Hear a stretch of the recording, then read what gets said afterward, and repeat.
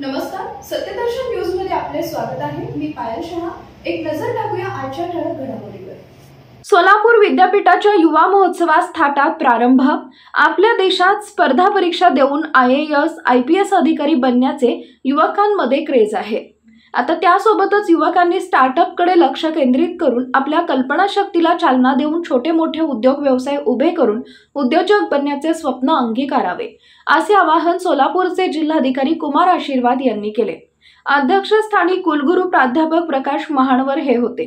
यावेळी आमदार सुभाष देशमुख, प्रभारी कुलगुरू प्राध्यापक लक्ष्मीकांत दामा, कुलसचिव योगिनी घारे, राज्यपाल नियुक्त व्यवस्थापन परिषदेचे सदस्य प्राध्यापक देवानंद चिलवंत, व्यवस्थापन परिषद सदस्य राजाभाऊ सरवदे, प्राध्यापक सचिन गायकवाड, डॉक्टर BP रोंगे, परीक्षा व मूल्यमापन मंडळाचे संचालक डॉक्टर श्रीकांत अंधारे, राष्ट्रीय सेवा योजना विभागाचे संचालक डॉक्टर राजेंद्र वडजे आदींची प्रमुख उपस्थिती होती।